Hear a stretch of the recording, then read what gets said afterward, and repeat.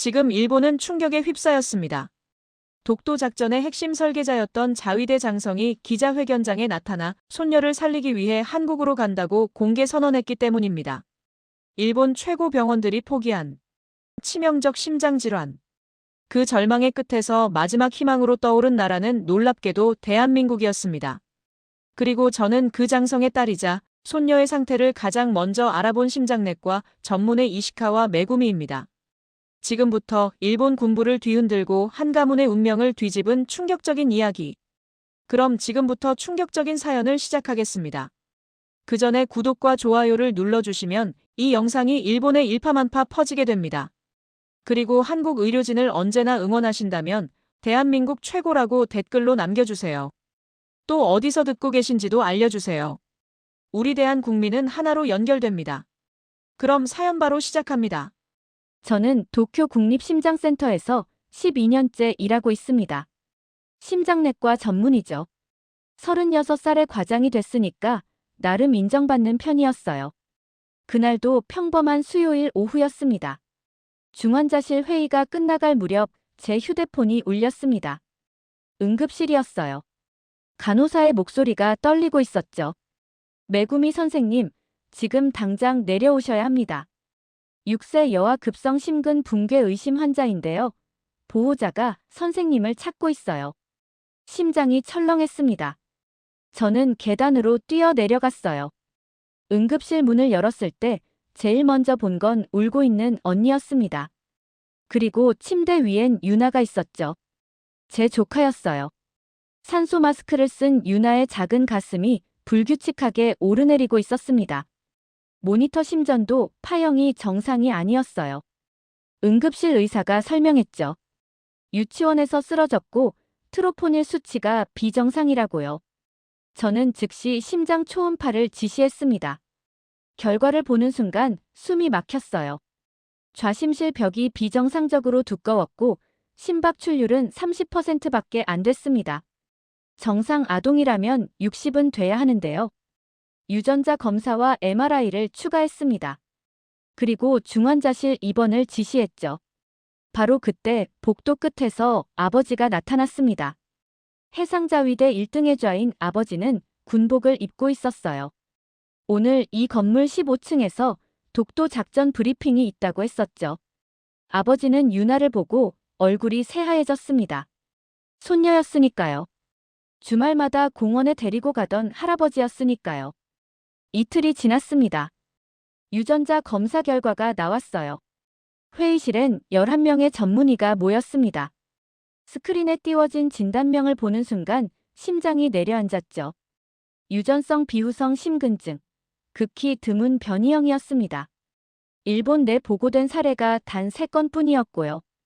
그 3건 모두 10대 이전에 사망했다고 했습니다. 과장이 조용히 말했습니다. 메구미 선생, 약물 치료로는 3개월을 못 버팁니다. 이식밖에 없는데 이 변이형은 거부 반응 위험이 너무 높아요. 일본에서 시도된 적이 없습니다. 저는 물었습니다. 해외는요? 과장은 잠시 망설이더니 대답했어요. 한국에서 비슷한 케이스가 성공했다는 논문을 본 적 있습니다. 서울대병원이었던 걸로 기억해요. 하지만 확실하진 않아요. 한국이라는 단어가 귓가를 맴돌았습니다. 아버지가 떠올랐어요. 아버지는 지금 15층에서 독도 작전을 논의하고 있을 거였죠. 그런데 손녀의 생명은 한국에 달려있다니요. 그날 밤 아버지가 병실에 왔습니다. 회의가 끝난 모양이었어요. 평상복을 입고 있었죠.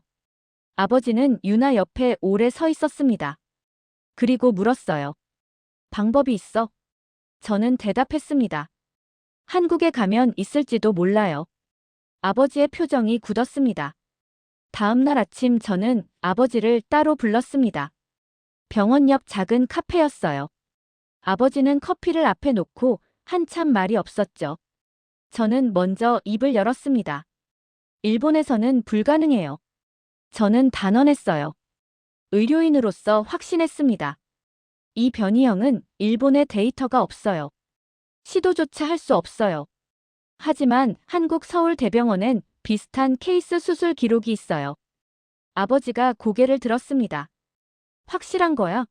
저는 고개를 끄덕였죠. 논문으로 확인했어요. 2년 전 성공 사례가 있어요. 생존율 데이터도 있고요.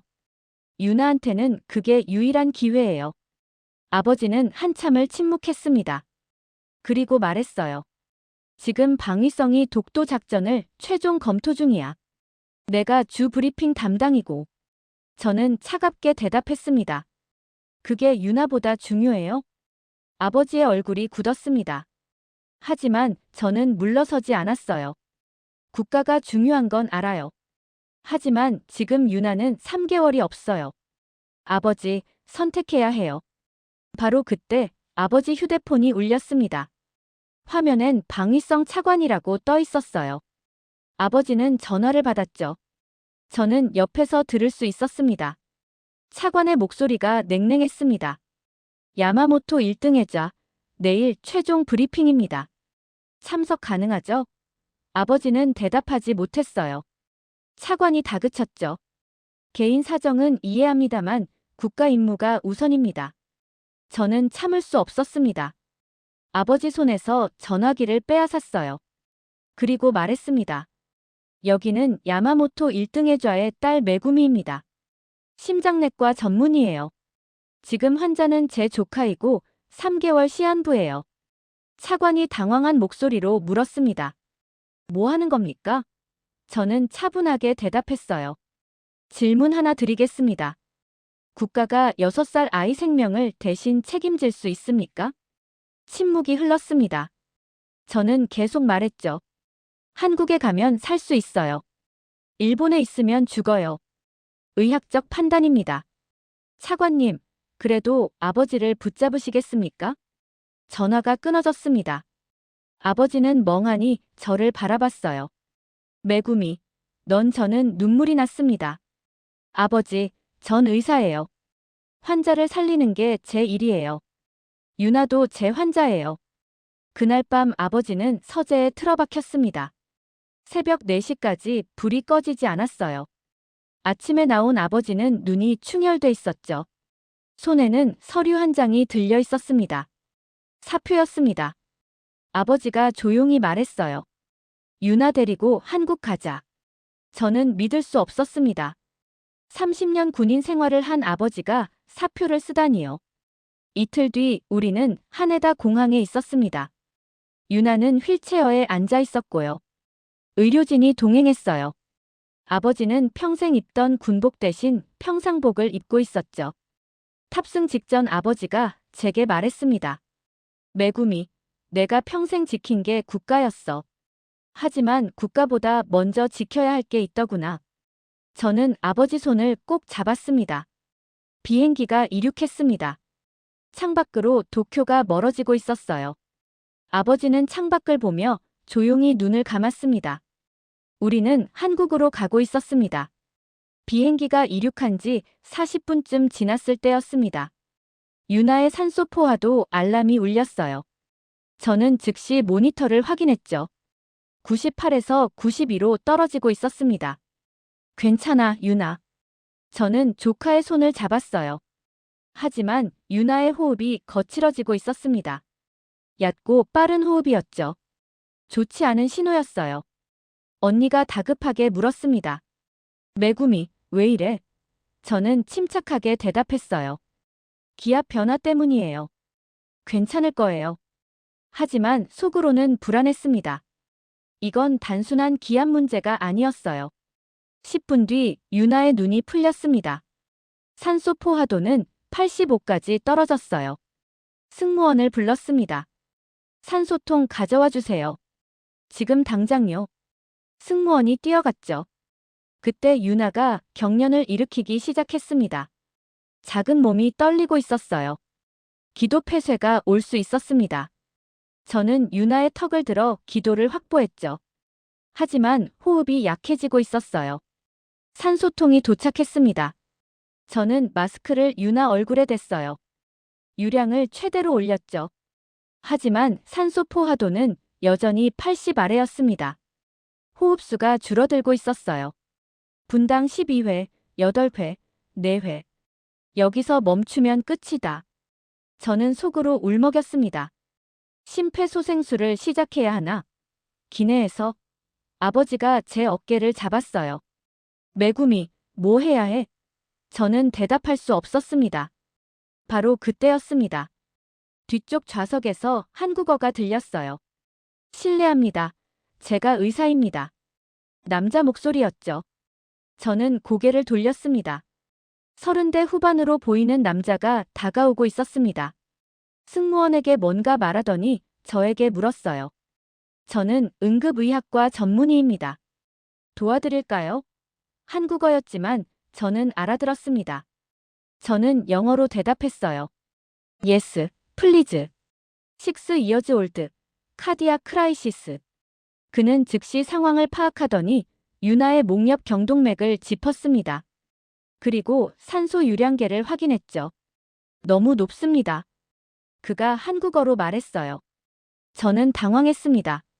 산소를 줄이라고요? 그는 고개를 끄덕이며 설명했습니다.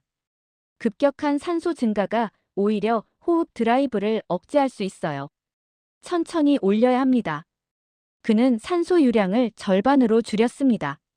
그리고 유나의 자세를 조정했어요. 머리를 약간 옆으로 돌렸죠. 기도 확보 자세였습니다. 30초쯤 지났을까요? 유나의 호흡이 돌아오기 시작했습니다. 얕지만 규칙적이었어요. 산소 포화도가 올라갔습니다. 85, 90, 94. 저는 안도의 한숨을 쉬었어요. 한국 의사가 말했습니다. 일단 안정됐습니다. 하지만 서울 도착까지 계속 모니터링해야 해요.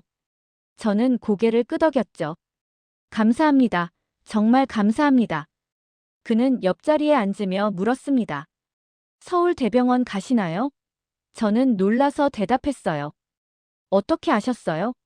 그는 웃으며 말했죠.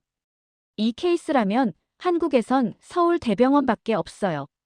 그는 휴대폰을 꺼냈습니다. 제가 미리 연락해두겠습니다. 박 교수님이 제 선배거든요. 소아심장외과 최고예요. 저는 눈물이 났습니다. 비행기는 한국을 향해 날고 있었습니다. 유나는 잠들어 있었고요. 한국 의사는 계속 옆에서 모니터를 지켜봤습니다. 1시간 뒤 인천공항이 보였습니다. 인천공항에 구급차가 대기하고 있었습니다. 비행기에서 내리자마자 유나는 들것에 실렸어요. 사이렌이 울렸고요. 우리는 서울대병원으로 향했습니다. 응급실 입구에 의료진이 서 있었습니다. 6명이었어요. 흰 가운을 입은 사람들이 일렬로 서 있었죠. 저는 놀랐습니다. 우리를 기다리고 있었던 거예요. 맨 앞에 선 남자가 말했습니다. 박준혁입니다. 소아심장외과 교수예요. 에크모팀과 면역팀 모두 대기 중입니다. 유나를 데려가도 될까요? 저는 고개를 끄덕였습니다. 유나는 즉시 중환자실로 옮겨졌습니다. 저는 뒤따라가려 했지만 간호사가 막았어요. 보호자는 잠시 대기실에서 기다려주세요. 지금 검사 들어갑니다. 저는 멈춰 섰습니다. 대기실에 앉아 있는데 복도가 분주했습니다. 의료진이 계속 오가고 있었어요. 누군가는 초음파 기계를 끌고 갔고요. 누군가는 혈액 샘플을 들고 뛰어갔죠. 일본 병원에서는 볼 수 없던 속도였습니다. 30분 뒤 박 교수가 나왔습니다. 일단 안정됐어요. 에크모 연결했고 심장 부담을 줄였습니다. 이제 이식 준비 들어가야 해요. 저는 물었습니다. 얼마나 걸리나요? 박 교수가 대답했습니다. 기증자 찾는데 일주일에서 한 달. 운이 좋으면 더 빠를 수도 있어요. 저는 한 달이라는 시간에 안도했습니다. 일본에서는 3개월도 못 버틴다고 했었거든요. 바로 그때였습니다. 복도 끝에서 낯선 남자들이 나타났어요. 정장을 입은 3명이었습니다. 그들은 곧장 우리 쪽으로 걸어왔죠. 야마모토 1등의 좌. 한 명이 일본어로 말했습니다. 일본 대사관 영사과입니다. 귀국 명령이 떨어졌습니다. 지금 즉시 동행해 주십시오. 아버지가 일어났어요. 저는 앞을 막았습니다. 안 돼요. 유나가 아직 여기 있어요. 영사과 직원이 냉정하게 말했죠. 환자는 한국에 남겨도 됩니다. 하지만 야마모토 1등의 좌는 귀국해야 합니다. 방위성 명령입니다. 아버지가 손을 들었습니다. 저는 이미 사표를 제출했소. 더 이상 군인이 아니오. 영사과 직원이 비웃었어요. 사표 수리 전까지는 여전히 현역입니다. 강제 소환 가능합니다. 그들이 아버지 팔을 잡으려 했습니다. 저는 소리쳤어요. 여기가 어딘데 이래요. 병원이에요. 하지만 그들은 개의치 않았습니다. 바로 그때 복도 반대편에서 목소리가 들렸습니다. 잠깐만요. 한국어였어요. 2명의 남자가 걸어오고 있었습니다. 정장 차림이었지만 분위기가 달랐어요. 한 명이 신분증을 꺼내 보였습니다. 국가정보원입니다. 여기는 대한민국이고요. 이곳은 병원입니다. 환자 보호자를 강제로 데려갈 수 없습니다. 일본 영사과 직원이 따졌습니다. 이것은 일본 내부 문제요. 당신들이 관여할 일이 아니오. 국정원 요원이 차분히 대답했죠. 우리 땅에서 벌어지는 일은 우리 관할입니다. 복도에 긴장감이 흘렀습니다. 양쪽이 마주보고 서 있었어요. 저는 숨을 죽였습니다. 얼마나 지났을까요? 영사과 직원이 물러섰습니다. 이 일은 보고하겠소. 그가 말했습니다. 그리고 돌아서서 갔어요. 복도가 조용해졌습니다. 국정원 요원이 아버지에게 말했습니다. 걱정 마세요. 환자분 치료 끝날 때까지 우리가 지키겠습니다. 아버지는 고개를 숙였습니다. 저는 그제야 안도의 한숨을 쉬었습니다. 우리는 한국에 있었고요. 한국이 우리를 지켜주고 있었습니다. 창밖으로 서울 하늘이 보였습니다. 닷새가 지났습니다. 유나는 중환자실 침대에 누워 있었어요. 에크모가 심장 대신 일하고 있었죠. 저는 매일 유리창 너머로 유나를 봤습니다. 작은 몸에 연결된 수많은 선들이 가슴 아팠어요. 그날 오후 박 교수가 저를 불렀습니다. 회의실이었어요. 컴퓨터 화면에는 데이터가 가득했죠. 박 교수가 말했습니다. 부산에서 기증자 후보가 나왔어요. 심장이 뛰었습니다. 정말요? 박 교수는 고개를 끄덕였어요. 19살 남성입니다. 교통사고로 뇌사 판정 받았고요. 가족이 기증 동의했습니다. 조직 적합성 검사 결과 나왔어요. 화면에 수치가 떠올랐습니다. 저는 숨을 죽이고 봤어요. HLA 6개 항원 중 4개가 일치했습니다. 완벽하진 않았지만 나쁘지 않았어요. 박 교수가 설명했습니다. 완전 일치는 아닙니다. 하지만 면역 억제제를 병행하면 가능해요. 성공 확률은 30% 정도입니다. 저는 되물었습니다. 30%요? 박 교수가 조용히 대답했습니다. 수술 안 하면 0%예요. 저는 고개를 숙였습니다. 그 말이 맞았어요. 30%라도 잡아야 했습니다. 아버지와 언니를 불렀습니다. 상황을 설명했어요. 언니가 울먹였습니다. 30%밖에 안 돼. 저는 언니 손을 잡았죠. 하지만 유일한 기회야. 우리는 수술에 동의했습니다. 박 교수가 말했습니다.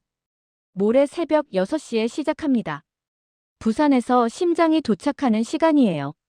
준비하겠습니다. 이틀이 지났습니다. 수술 전날 밤이었어요. 저는 병원 복도를 걷고 있었습니다. 잠이 오지 않았거든요. 창밖으론 서울 야경이 보였죠. 아버지가 복도 끝에 서 있었습니다. 휴대폰을 보고 있었어요. 표정이 굳어 있었죠. 저는 다가갔습니다. 아버지, 괜찮아요? 아버지가 휴대폰을 보여줬습니다. 문자였어요. 일본 방위성에서 온 거였죠. 내용을 읽는 순간 온몸이 얼어붙었습니다. 최종 경고. 24시간 내 귀국하지 않으면 가족 전체 반역자로 간주. 일본 국적 박탈 및 재산 몰수 진행. 저는 믿을 수 없었습니다. 이럴 수가요? 아버지가 한숨을 쉬었어요. 방위성이 본때를 보여주고 싶은 거야. 군인이 명령을 어기면 어떻게 되는지 말이야. 저는 떨렸습니다. 국적 박탈이요? 그럼 우리는 어디로 가요? 아버지가 어깨를 잡았습니다. 걱정 마. 유나만 살리면 돼. 나머지는 나중 일이야. 하지만 저는 불안했습니다. 정말 괜찮을까요? 우리 가족이 정말 일본으로 돌아갈 수 없게 되는 걸까요? 그날 밤 새벽 2시였습니다. 갑자기 중환자실에서 알람이 울렸어요. 저는 뛰어갔습니다. 유나였어요. 에크모 수치가 불안정했습니다. 간호사가 다급하게 말했습니다. 갑자기 혈압이 떨어지고 있어요. 심전도도 이상해요. 모니터를 보니 파형이 흐트러지고 있었습니다. 이럴 수가요. 수술 6시간 전인데요. 박 교수가 달려왔습니다. 에크모 설정을 확인하더니 즉시 조정하기 시작했어요. 간호사들에게 지시했죠. 도부타민 증량, 에피네프린 준비, 혈압 모니터 1분마다 체크. 저는 유리창에 손을 댔습니다. 유나야, 버텨. 제발 버텨. 눈물이 났어요. 수술 전부터 무너지면 시도조차 못해요. 30분이 지났습니다. 박 교수가 약물 프로토콜을 수정했어요. 에크모 유량도 재조정했죠. 천천히 수치가 안정되기 시작했습니다. 1시간 뒤 박 교수가 나왔습니다. 괜찮습니다. 안정됐어요. 오늘 밤만 버티면 갈 수 있습니다. 저는 주저앉았습니다. 새벽 하늘이 밝아오고 있었습니다. 새벽 6시였습니다. 수술실 불이 켜졌어요. 저는 대기실 유리창 너머로 의료진이 들어가는 걸 봤습니다. 12명이었어요. 소아심장외과, 마취과, 체외순환, 간호사들이 각자 위치로 움직였죠. 박 교수가 마지막으로 들어갔습니다. 수술복을 입고 있었어요. 저와 눈이 마주쳤죠. 그가 고개를 끄덕였습니다. 저도 끄덕였어요. 수술실 문이 닫혔습니다. 빨간 불이 켜졌어요. 수술 중이라는 표시등이었죠. 저는 대기실 의자에 앉았습니다. 아버지와 언니도 옆에 앉았어요. 1시간이 지났습니다. 대기실은 조용했어요. 시계 소리만 들렸죠. 저는 계속 수술실 문을 바라봤습니다. 의료진이라면 지금 뭘 하고 있을지 알았거든요. 개흉했을 겁니다. 유나의 작은 가슴을 열었을 거예요. 병든 심장이 보일 거였죠. 에크모로 혈액순환을 유지하면서 심장을 분리하는 중일 겁니다. 2시간째 접어들었습니다. 부산에서 심장이 도착했다는 방송이 나왔어요. 특수 용기에 담긴 심장이 수술실로 들어갔습니다. 저는 손을 모았습니다. 3시간이 지났습니다. 저는 복도를 걸었어요. 앉아만 있을 수가 없었거든요. 일본 병원에서라면 이 수술은 시도조차 못했을 겁니다. 하지만 여기는 한국이었어요. 4시간째였습니다. 수술실에서 간호사가 나왔어요. 잠깐 물품을 가지러 나온 거였죠. 저는 물었습니다. 어떻게 되고 있어요? 간호사가 대답했습니다. 순조로워요. 이식 진행 중입니다. 저는 안도했습니다. 5시간, 6시간이 흘렀어요. 점심시간이 지나갔지만 아무도 먹지 않았습니다. 그저 기다렸죠. 7시간째였습니다. 갑자기 수술실 안에서 빠른 발소리가 들렸어요. 무언가 달라졌습니다. 공기가 긴장했어요. 저는 일어났습니다. 경보음이 들렸습니다. B- 하는 긴 소리였어요. 대기실까지 들릴 정도였죠. 저는 얼어붙었습니다. 그 소리를 알았거든요. 심정지였어요. 언니가 물었습니다. 저게 뭐야? 저는 대답하지 못했어요. 아버지가 제 손을 잡았습니다. 저는 떨리고 있었어요. 수술실 안이 분주해졌습니다. 발소리가 빨라졌고요. 목소리들이 겹쳤죠. 저는 유리창에 귀를 댔습니다. 들리지 않았지만 상상할 수 있었어요. 심장 마사지를 하고 있을 겁니다. 에피네프린을 주입하고 있을 거예요. 제세동기를 준비하고 있겠죠. 저는 의사였습니다. 그 상황이 얼마나 절망적인지 알았어요. 1분이 지났습니다. 경보음이 계속됐어요. 2분이 지났죠. 저는 눈물이 났습니다. 3분이 지나면 뇌 손상이 시작됩니다. 5분이 지나면 돌이킬 수 없어요. 3분째였습니다. 언니가 울기 시작했어요. 아버지는 눈을 감고 있었죠. 저는 떨리는 입술로 속삭였습니다. 제발요. 제발요. 그때였습니다. 경보음이 멈췄어요. 수술실이 조용해졌습니다. 저는 숨을 멈췄어요. 이게 끝이라는 건가요? 아니면 박 교수 목소리가 들렸습니다. 크지 않았지만 또렷했어요. 심박동 돌아왔습니다. 리듬 회복 완료. 저는 주저앉았습니다. 언니가 저를 안았어요. 우리는 함께 울었습니다. 아버지는 고개를 숙이고 있었죠. 수술이 계속됐습니다. 8시간, 9시간, 10시간. 오후 5시가 됐습니다. 11시간이 지났어요. 수술실 문이 열렸습니다. 박 교수가 나왔습니다. 박 교수가 마스크를 벗었습니다. 얼굴에 땀이 흥건했어요. 저는 일어나서 그를 바라봤습니다. 박 교수가 말했습니다. 성공했습니다. 저는 그 순간을 평생 잊지 못할 겁니다. 언니가 무너졌어요. 아버지는 두 손으로 얼굴을 감쌌죠. 저는 박 교수에게 물었습니다. 정말요? 정말 괜찮아요? 박 교수가 고개를 끄덕였습니다. 새 심장이 제대로 뛰고 있어요. 이식 조직 봉합 완료했고요. 중환자실로 옮길 겁니다. 이제 회복만 남았어요. 중환자실로 유나가 들어왔습니다. 침대가 지나갈 때 저는 유나 얼굴을 봤어요. 창백했지만 숨을 쉬고 있었습니다. 살아있었어요. 그날 밤 저는 병원 복도에서 밤을 샜습니다. 중환자실 유리창 너머로 유나를 봤어요. 모니터 수치들이 안정적이었죠. 심박수, 혈압, 산소 포화도 모두 정상이었습니다. 다음 날 오전이었습니다. 유나가 눈을 떴어요. 간호사가 저를 불렀죠. 저는 뛰어들어갔습니다.